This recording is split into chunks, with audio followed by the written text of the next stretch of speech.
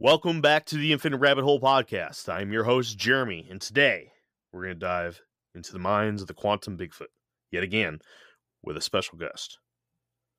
You know him, we know him, everyone knows him. He's been on the show twice already.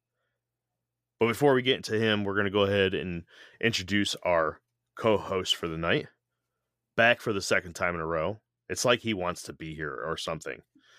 Jacob, what's up, man? Hey, I'm not back. I'm just hanging out. No, nothing much, man. Just excited for this episode. I like all this stuff. Yeah. So Jake heard who I was talking to today, and he raised his hands and volunteered his time. Mm-hmm. All right. So enough of Jake. Nobody cares. Yep. Okay, he left us. Remember that, guys. Let's talk about our guest, Carter Buschardt. How you doing, man? I'm doing well. I'm more well than I should, but good. So all is pretty good. Good. Welcome back to the Infinite Rabbit Hole, man. Thanks for having me back. Very, very happy to have you back. A little backstory: we do have a significant increase of listeners now, compared to what it was exactly 17 months ago today. Yeah, you had like 8 listeners, I think. Yeah, something like that. Something really silly. Maybe 10. Your mom was there or something. Yeah, well. Yeah, it's exactly what it was. But yeah, we got a little bit more. So hopefully we can help out a little bit more and get your voice out there a little bit more than what we were able to do last time. But either way, your voice travels, man. You have a great story and you have great books. And today we're going to talk a little bit about your most recent book, Sasquatch Evidence of an Enigma 3. This is your 3rd edition, right, from 2023. And I just got done reading it, actually just a couple days ago. I've been kind of poking at it here and there while I was doing research for other stuff. And I had to finish it up before I got a chance to talk to you again. Yep. And here we are. We're going to talk about this, and it's good stuff. Yep. There'll be a test, so that's a good thing you finished it, because I'm going to be grading you right here. Good. Grading. Damn it. Okay. All right. So first, let's catch up with Carter. So Carter, what's new, man? What's going on? Well, I've started a 4th book. It is kind of a compilation, but it's some of the people. I've got about, like I was telling you earlier, I've got 10 habituation families that I monitor. They keep in touch with me. They fill me in, and they are pretty much writing the book. I'm just spell checking it and getting it in there. But I picked up 3 new families, and the stuff they're telling me is just, it's not even quantum or metaphysical. They're hearing conversations. Yeah. Speaking conversations among 2 or 3 Sasquatch on their property. There's 2 different people that are hearing conversations.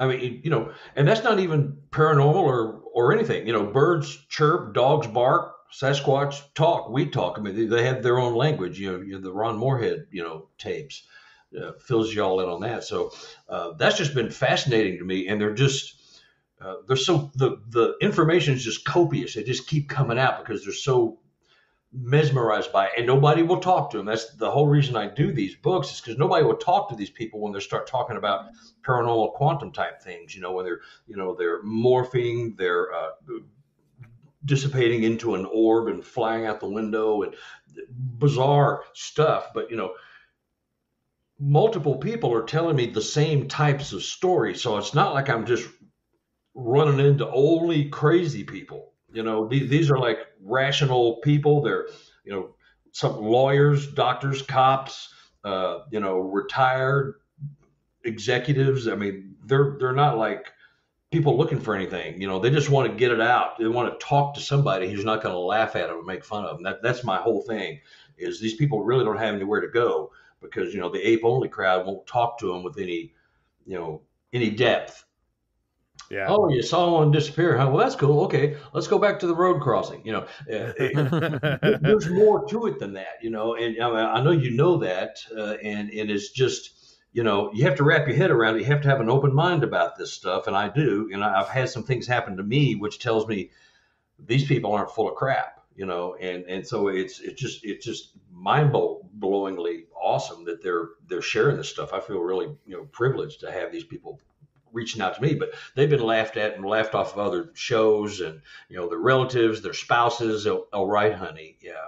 When you decide you don't see Sasquatch anymore, you don't have to sleep on the couch anymore. You can join me in the bedroom. You go ahead and sleep on the couch with your Sasquatch. Go ahead. Yeah. I got a little fluffy Sasquatch pillow. I kind of like my couch. It's pretty comfy. But that's the thing, and it's just I'm eaten up with it because it's daily. I'm getting a call or an email. I got one yesterday from a lady who had a couple of chickens stolen out of her. She raises these kind of ornate chickens. They're gray and white and black and red. Sure. They got, I don't know what they call it. I don't know if they're bantams, but they're really. I know what you're talking about. Yeah. Yeah, they're really ornate. And she sent me a picture, and there's a hole about big as my thigh punched through chicken wire. Perfectly round hole, just punched. And there's a pile of feathers. The chicken's gone. And this lady has more guts than I do. She followed the trail of feathers to a cave by her house, which is on the side of a mountain in Tennessee. And she went into the cave, and she got chased out by a Sasquatch. Ooh. This episode is brought to you by Jira. Jira is the only project management tool you need to plan and track work across any team. So if you're a team of developers, Jira better connects you with teams like marketing and design, so you have all the information you need in one place. Plus, their AI helps you knock out the small stuff so you can focus on delivering your best work. Get started on your next big idea today in Jira. So we're in bonus content right now, everybody who's listening to this right now. And I believe, she was so upset and so, I had to, tell her a couple of times, just calm down. It's okay. We're going to get the story. I just, but she's so upset, number one, that they killed her chickens. Right. But she's more upset over that. But and the Sasquatch sighting and being chased back was secondary, because she went back a second time and got scared away before she got there, because they got another chicken.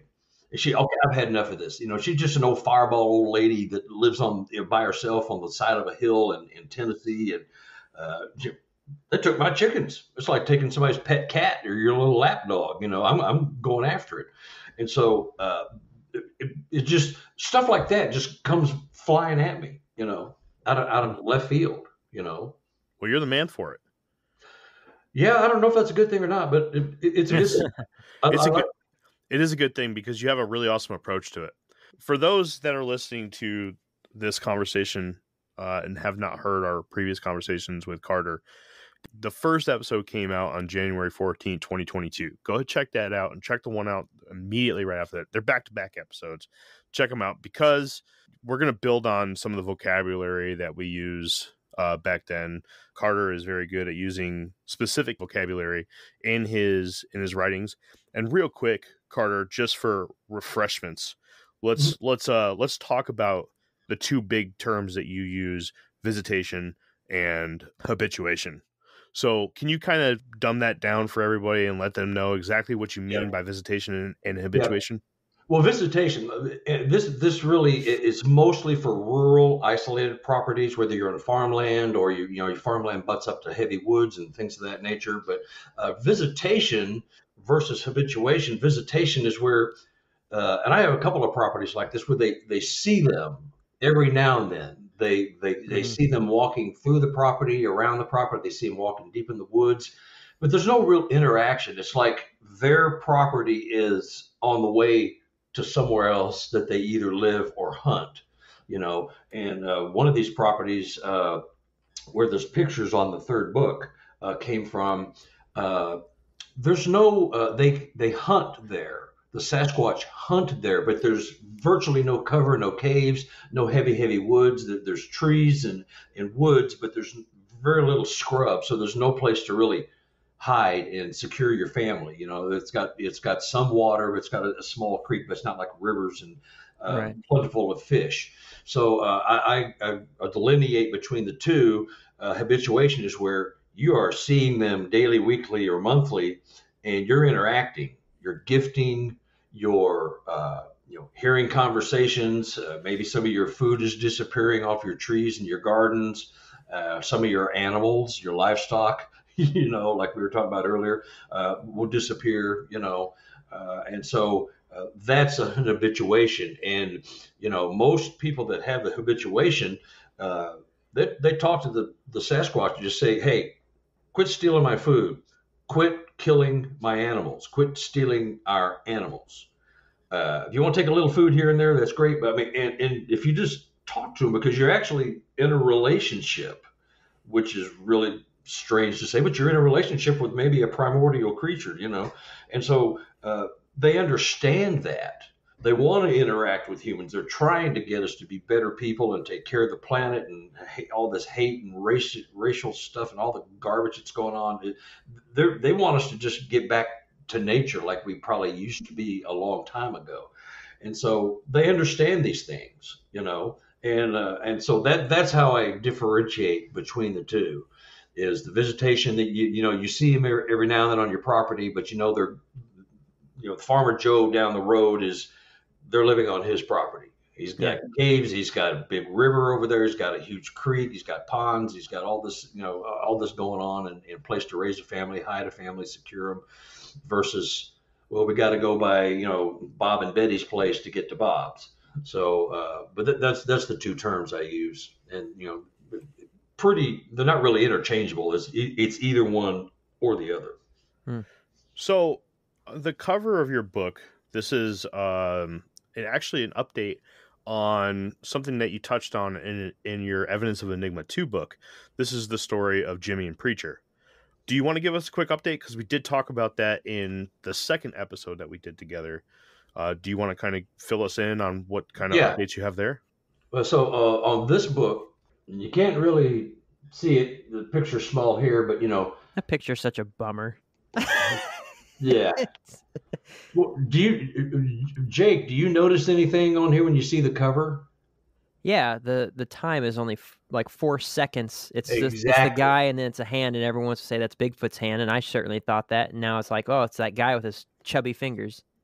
Yeah. Well, it's not. They're not the type to do that, And when I got the photo from him, he told me at the time, I said, I've got a picture somewhere of me. I think it's about 10 or 12 seconds later is when that handprint showed up. So he was trying to find the picture. Well, it wasn't 10 or 12 seconds. It was 4 seconds. So if you count that out, 1, 2, 3, 4, that's how close it was. Now, I feel, and we all agreed, that it bumped the camera. Because if you see the shadowing here, you see the horizontal tree back here that's fallen, and the trees are all straight up and down back in here. On this handprint, the shading is a little bit different because it hit the camera. It's in a different position than the sun, and these trees up here in this corner look like they're blowing. Well, that's because the creature bumped the camera. Oh, so you mean to tell me that's not his fingers, that's just how close they were together? Yeah. So That's a legit photo. And Okay. here's how I run it through some programs, and I'm not a photo expert, but I know enough to run it through some programs to see if there's any tampering. So the really interesting backstory was I've had 100 reports published to BFRO. And so one of my other reports, this film crew wanted to do a story on this family in Arkansas. Well, they decided, we want money, we want this, we want to be treated special and all this. And I said, really, where's this coming from? So, and the producers went, screw that. So they're going to go somewhere else. I said, well, just so happened I got this report from Jimmy and the Preacher. And so I said, I've got a photo here. And before I drag you out here, you need to see this photo. I want you to tell me, you run it through your photo programs and see if it's been tampered with or edited or faked. Mm-hmm. And about an hour later, they called me back and said, we're on the way. We're coming. So we taped a show that never got off the ground. It was for Hulu. It was a Sasquatch. They're going to get their hands wet in the Sasquatch world, but due to infighting with the production people, the creative people, it was abomination. So it never happened. But they love the film, and they love the video. So it's a legit photo. You just have to decide if this creature, he never saw it, he never sensed it or heard it. It just showed up on the camera. And what they were doing was going back every about 2 months. They have about 30 cameras. They go out and change the batteries if they have to, change the SD cards, get all the photos out, put new cards in, and do the whole thing and redo it in 2 months. So that's what he was doing, just walking. I've been to this property twice, and it's a fascinating piece of land. And so when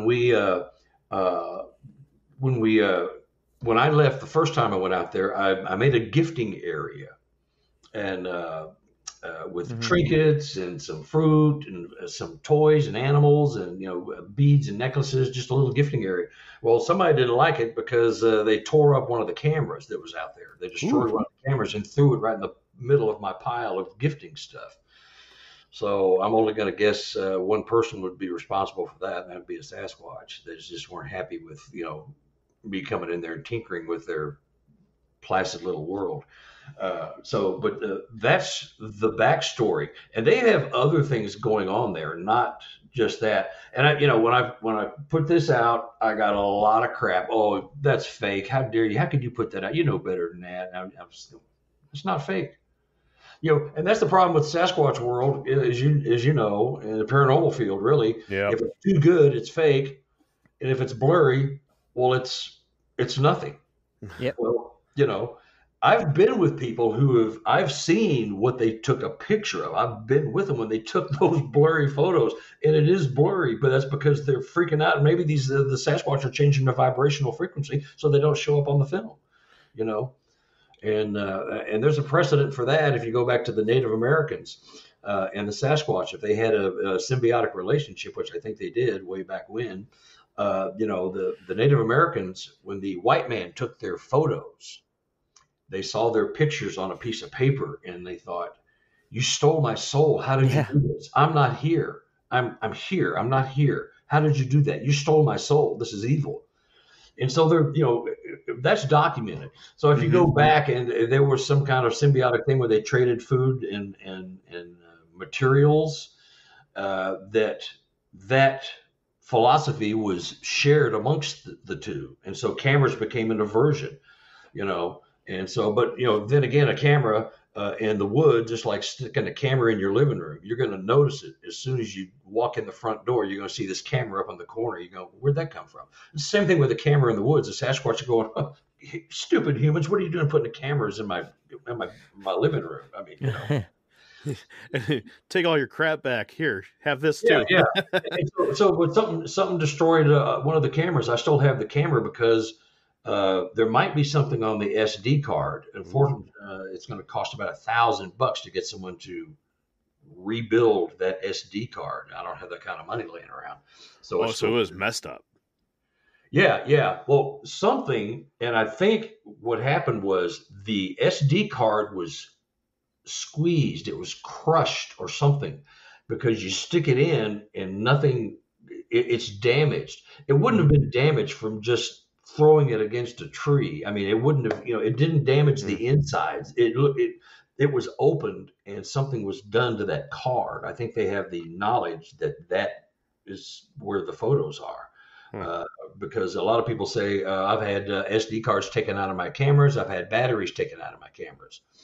So the Sasquatch are doing that because they don't want to mess with it, Well, you got to figure if they're sitting there watching people and they're watching this family go to each and every single camera, pull out something inside of it, swap it out, and put the camera back.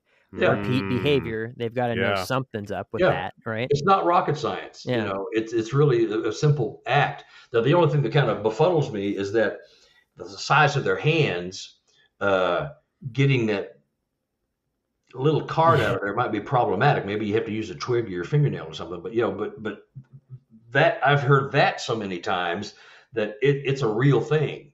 You know, they're slamming the back of the camera and the batteries pop out, or they just open it up and take the batteries out, or take the card out and throw it on the ground. You know, they could be looking at these things as living creatures too, and they're just trying to get the guts out of it. Yeah. Sort of like one of the stories I want to talk to you about today. Okay. What is, hold on, bear with me here, Rebecca. Rebecca's story, she has a habituation story that is out of this world. It's crazy. It's gotten better. Starbucks iced apple crisp oat milk shaken espresso. Made with blonde espresso, creamy oat milk, and spiced apple flavors. It's an icy crisp sip you can enjoy all autumn long. Order ahead on the Starbucks app. I mean, you know, in the book, halfway through writing her story, I'll set it up.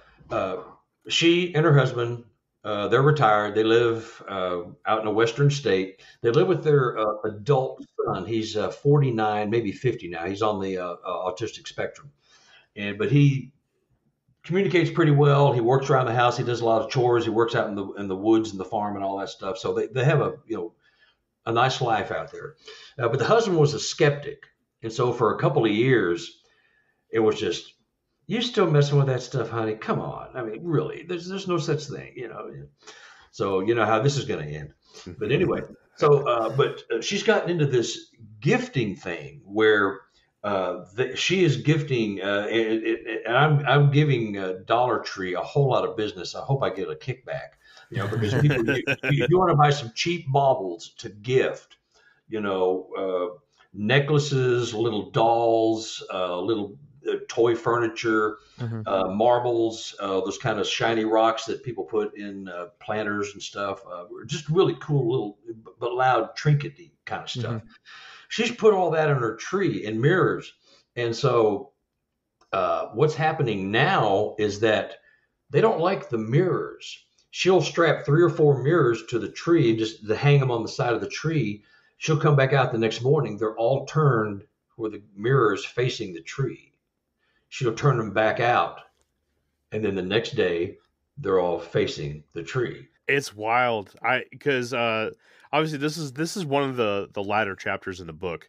So it's one of them that's like really fresh in my memory right now.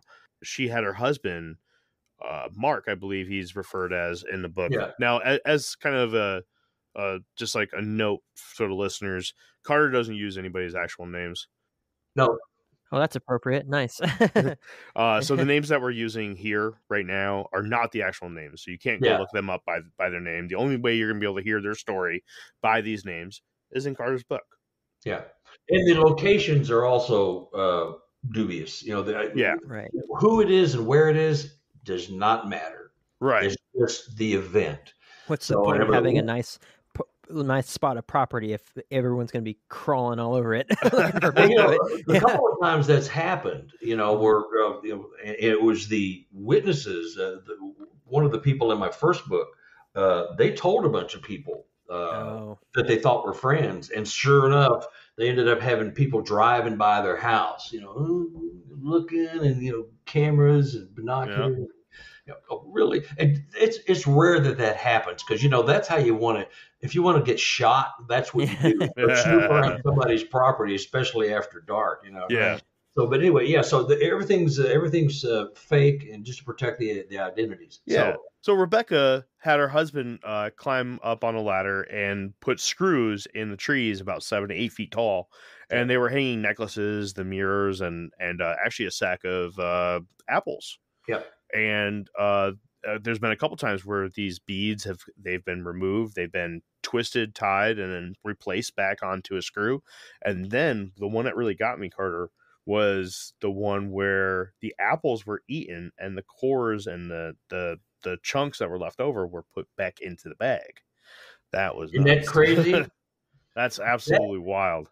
That's the Sasquatch message of, we want to take care of the earth. Don't trash the earth. Put your trash away. I mean, it sounds very simplistic and kind of silly, but that's what they do.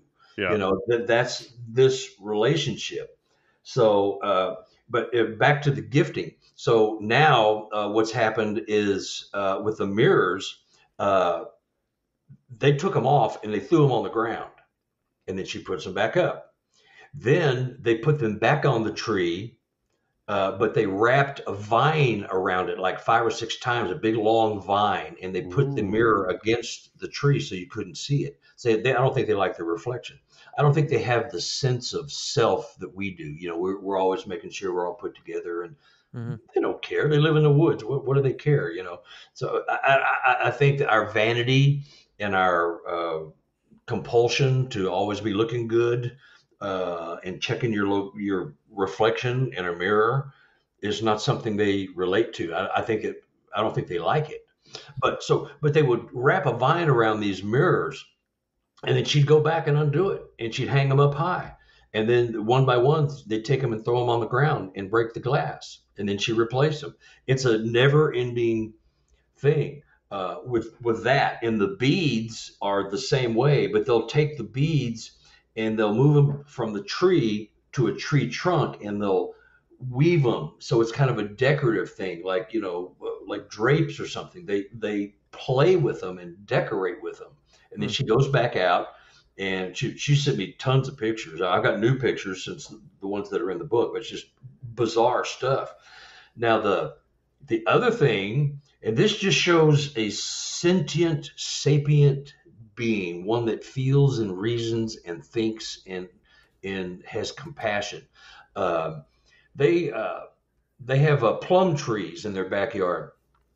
All of a sudden, all their plums from the middle of the tree up are gone. They're stealing all the fruit off the trees and off the gardening, you know, the squash and stuff like that. Mm-hmm.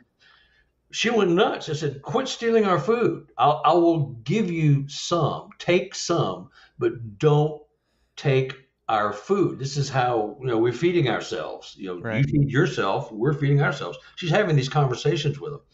And so a couple of days later, they have these little koi pond, you know, it's a little free, it's about this big, you know, it's little circles, you know, it looks like the Olympic rings, and it holds, you know, 30 gallons, and they have it out there, and that's where her son does a lot of work out there. He has this little babbling brook out there.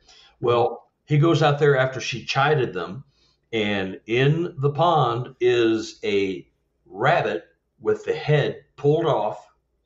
It's been gutted, and it's been all nice and cleaned and washed out, and it's floating in the pond. That was an apology for stealing the food.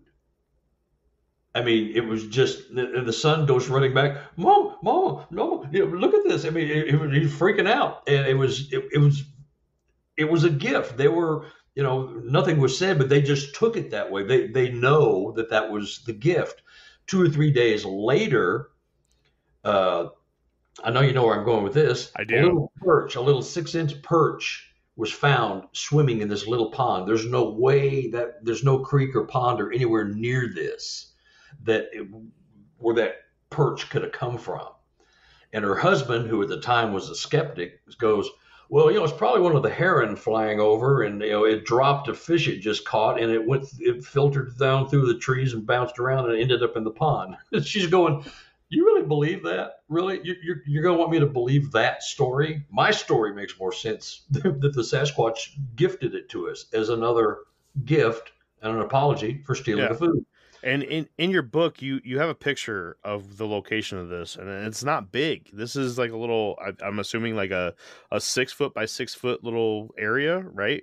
And I think in your book, you quoted Rebecca as saying, well, that's the luckiest fish I've ever known. Yeah. No, I mean, just laughing at it, but he was that much of a skeptic, you know. And it's usually the men that are the skeptics, because you know, the men are gone, the women are home during the day, and so she's home all day. and she's had her name called by her husband, except he's not there. It's the exact The tone of imitations. voice. Yeah. It's his voice. We actually talked about something like this in the last one too. Forgive me, I may forget, but I want to say it was the Zap story. Is Zap the one that used to say, man, he used to call out somebody's name. So we did talk about a story. Yeah, that was in Missouri, here in Missouri, and her name's Cindy, and her husband calls her Sin Sin. Yes.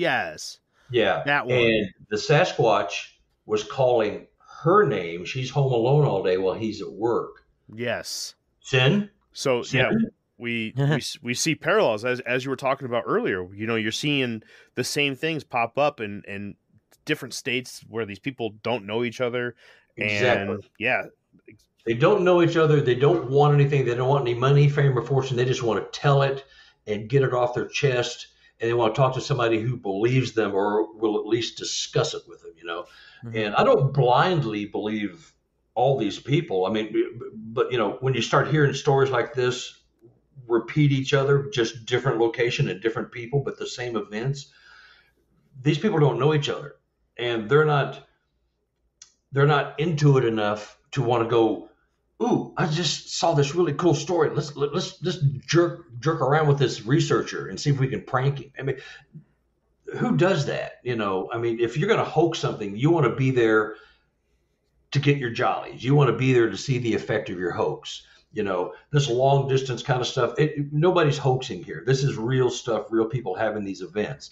Whether if you can't wrap your head around it, I'm sorry, folks, but that's just what's going on.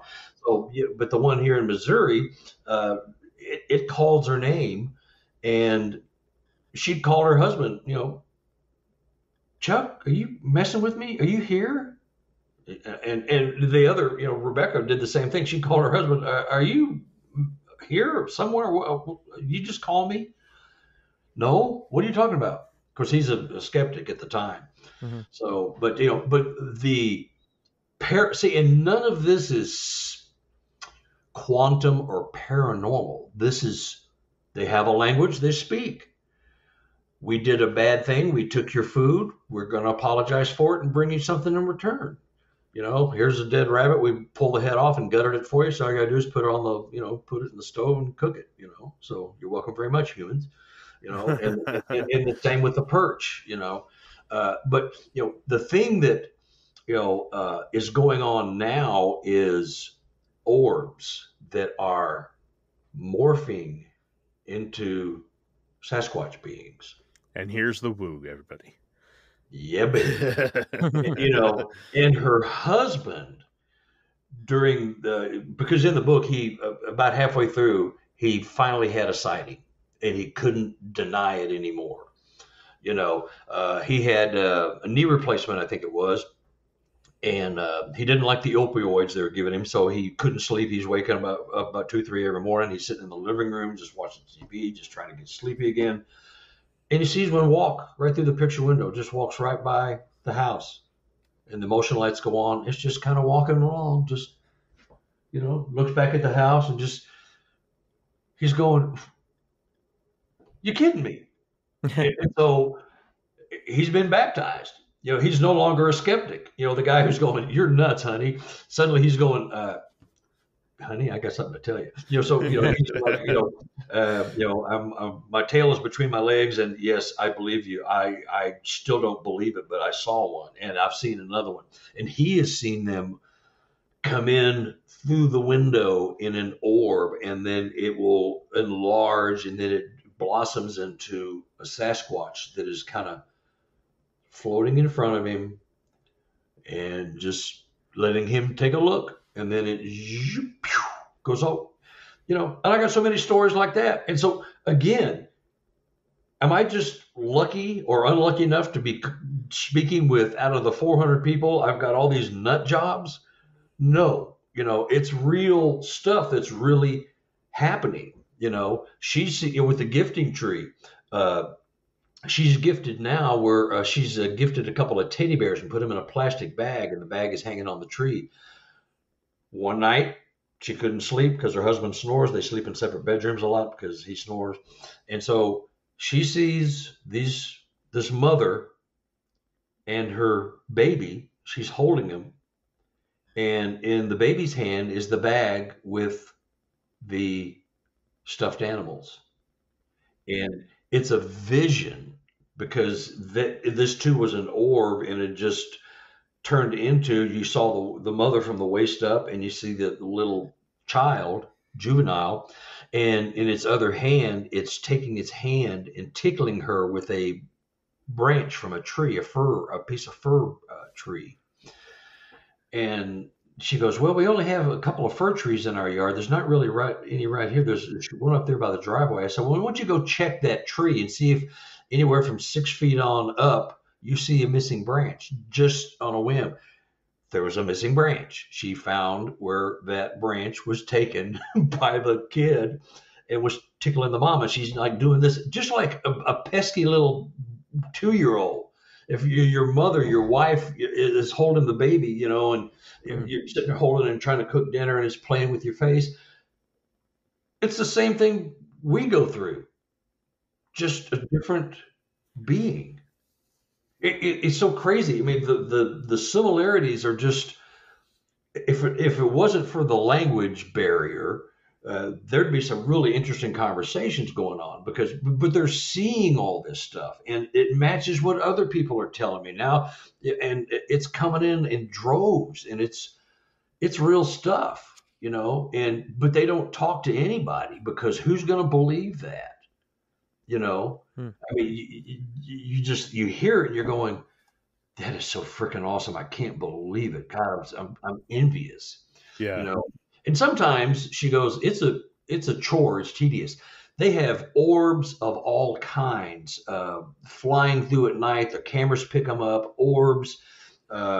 She's got orbs in the daylight. A lot of the photos that the cameras are taking are shooting right into the sun, so you're going to get those sunspots and little things that look like orbs, but they're just relics of light and the prisms. So, but it's just bizarre, and it continues to go on. And just about 2 months ago, she sent me some more photos and some more stuff. The stuff just continues. Her son, the autistic son, she knows he's seen them, but he won't say that he has. And for the sake of conversation, if her and her husband are talking about Sasquatch, they call them all George. Mm-hmm. So that the son will understand that they're talking about, who's George? Well, George is any Sasquatch. It's a generic word for all Sasquatch. George, we see George. Mm-hmm. So, because he's got the childlike mentality. So, that is he nonverbal? No, he talks. Okay. Yeah. And his pictures were in the book. He was so proud of himself for being in a book. He was just like, oh, Mom, look, I'm in a book. He was so proud of himself. It was really cool. It made me, made me proud, too, that he was affected by it. He really thought, oh, I'm in a book. Huh? It's pretty neat. That is cool. Very cool. But he has started pulling his blinds tight in his window. They never come up anymore. So she knows he's seen something. Mm-hmm. But he won't say that yet. He won't say that he's seen one. They've asked. He goes, no, not really. But, that action tells you that he has seen something. Right. But he may not have the words for that, or he may think he might be in trouble. I don't know. He's 45, 49, 50, somewhere in that range. And so I would think he's past the point of thinking he's going to get in trouble, but who knows what the mindset is. But anyway, so that's happened. And they've had they have a lot of orb activity where they're coming in and out of the house through the windows, these orbs.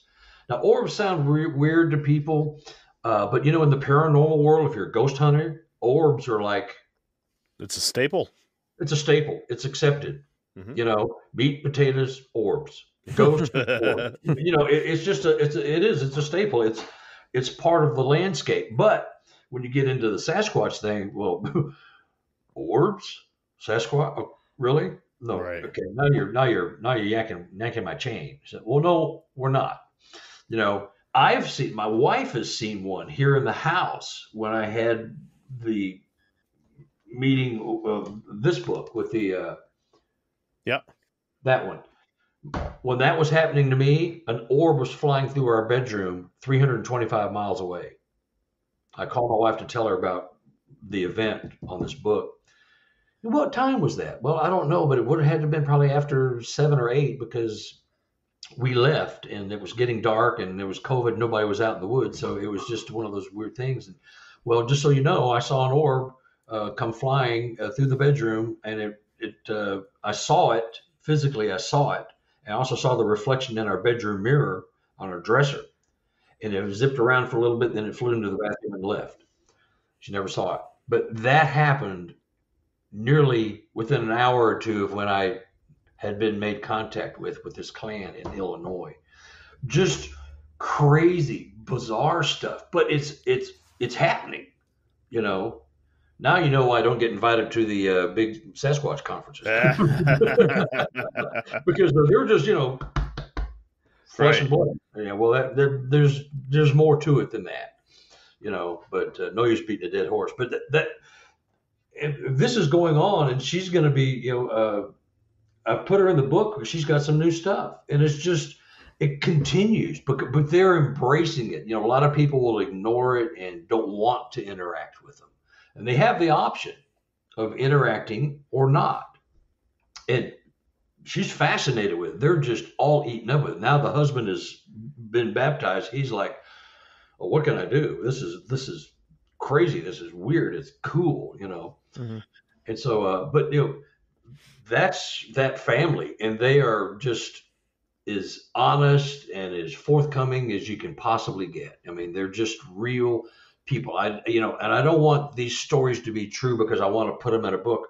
I want them to be true because they are true. It's not that I want them. They just are true. You can tell the sincerity and the emotion. I had a couple of people start bawling after they, finally they get the talk, and they go, oh, thank you so much for talking. Oh my God, you don't believe how much crap I've gone through. Oh my, they're so grateful, to be able to just get it off their chest, and nobody thinks, I don't think they're nuts. Their husband, their wife, their family. Well, Grandpa says he saw a Sasquatch. Let's have him over for Thanksgiving. Let's give him some crap. That's not what you do to somebody who's had a life-changing event. Well, I'd love to talk to Grandpa. Come on. Yeah. I want to talk to Grandpa. Give me his number. He's probably still got a rotary phone on the wall. Good, let's use it. You want to hear their stories because some of those stories are going to go to the grave with them. Yep. They've been ridiculed one time too many, and you just shut up. You just don't want to go through it. I'll just keep it to myself. Deciding which credit card or loan is right for you is like trying to choose where you want to eat for dinner. Except when you finally get to the restaurant, the menu's riddled with jargon that no average foodie could understand. So at Credit Karma, we keep things simple. We show you personalized recommendations that align with your money goals and help you turn the confusing fine print into terms you can actually understand. And as a cherry on top, we provide a detailed overview for a new card or loan before you apply. That way, we can help you make decisions faster and with more confidence. Download Intuit Credit Karma today to get started. I feel this because I too, like we talked about before, and the listeners have heard plenty of times, I also went through a lot of ridicule when I told my story, and mine doesn't have a woo aspect to it. Mine was just, I saw this thing walking in the woods, doing its thing, right? Scared the living piss out of me. And that's it. And that is enough to make people look at you like you're fucking weird. Yeah. And I couldn't even imagine what these people who are going through this, have to go through. Some of it's cruel. I mean, it's nonstop. It's like you've always got that jerk in the room who's like more like a coworker. Hey, Bob, come over here. I'll buy you a beer. Hey, tell us about that giant gorilla you saw on your back 40. Yeah. And he's going, well, am I thirsty enough to go through the humiliation of having a free beer, or do I just want to turn and walk away? So flip a coin. But that's cruel. Yeah.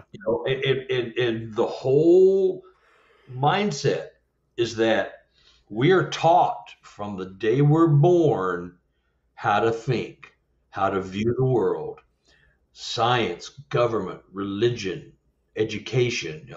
From the time you come out of the birth canal to the time you're 18 to 22, depending on if you go to college, you're handed books and you're taught how the world is. There's no UFOs, there's no ghosts, there's no Sasquatch. Oh, wait, the government was lying. There is UFOs. Well, we'll get back to you on that. So they know these things, but they don't want us to know. And why? Well, what's the big deal about an undiscovered ape if that's all it is? It'd be a fascinating story, an ape living in North America. But once you get over that, what's the big deal? I mean, it's incredible and makes us rethink things. But there's things going on with these beings, and they are beings. They are a people. They are, they have a language. I've been made to see things that were not there, that were not real. And my wife was with me during one of those events. Freaked her out to no end. But now she knows that I'm onto something because this is real stuff. She saw me hallucinating, seeing something that was not possible to be seeing, but I was seeing it. She was standing right there. So it's a funny story. But the whole point is this stuff is going on, and you're just told how the world really is. So therefore, when you see something, you automatically fill it in with something else. Well, it's a guy in a ghillie suit. It's a bear standing up. It's a deer standing up on her hind legs eating fruit from a low-hanging tree. It's a guy, somebody trying to prank me, whatever. You fill in the blank, and then if you're not really, really concerned about it, you just blow it off and go on about your way. And so that's why your initial reaction, somebody who has no interest one way or the other, is just to discount it or explain it away and go on. And it doesn't intrigue them. Others are going, well, that was weird. But you still go, I can't explain it. You got things to do. You got a job and a wife and a kid and a house and things to do. That's of no concern to you. Someone like me, I got too much time on my hands, and the stuff is just fascinating to me. And I saw one disappear on my thermal camera one night. That took me from the ape only to the dark side. That's what we call it. But once you see something, Jeremy, once you see it, it affects you, and that you're looking at something that doesn't make sense, doesn't fit in, and I got to figure this out. It's been a lifelong obsession for me, to be honest with you. Yeah, it's. I'm going. I had an event happen to me when I was 10, and that's when I kind of got into the paranormal stuff. When I was 10, I already kind of knew that the world was not as they were telling us because I had seen and experienced some things. And when I first saw the In Search Of with Leonard Nimoy, the Patty film, that's my first, initiation into seeing that. I was going, oh my God, that is freaking awesome. The world is a cool place. And so I just always had that in the back of my head. But, when you see or experience something that's just prohibited, you can't tell anybody. And if you tell the people you think you trust and they dump on you, well, you're silenced forever. I mean, and so my main thing with writing these books is getting them out. I want people to tell me the things they've seen. And if I get their permission, I put them in the book. They get a free book. That's all they want. They want a chance to talk. They get a book with their story in it, and they can show their friends and family at some time. Well, see, this Bob and Carol, that's really Ted and Linda. That's us. That's just your parents. We had a sighting, and that's us. This is our story. And we've told you this story before, but now it's in a book. We're disguising our names because we don't want any embarrassment for you, kids at school making fun of you, all that kind of stuff. So we're being anonymous. So that's why, when it comes into your head, you just go, that's baloney. That can't be. I must have had a bad tuna sandwich or something. Something's making me see that because that's not real. It can't be real. All right. But it is. but it is. But it is. All right, travelers, that's all we have for tonight.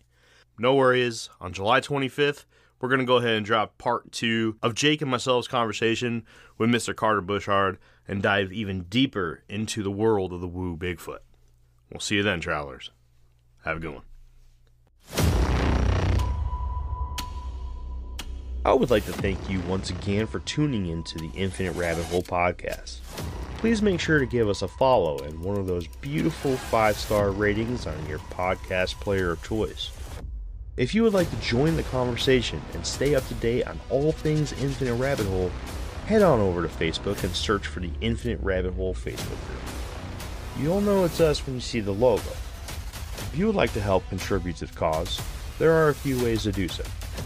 First, head on over to anchor.fm/Infinite Rabbit Hole and click on the subscribe button, where for $5 a month you'll get access to all our old episodes that will never see the free spotlight ever again.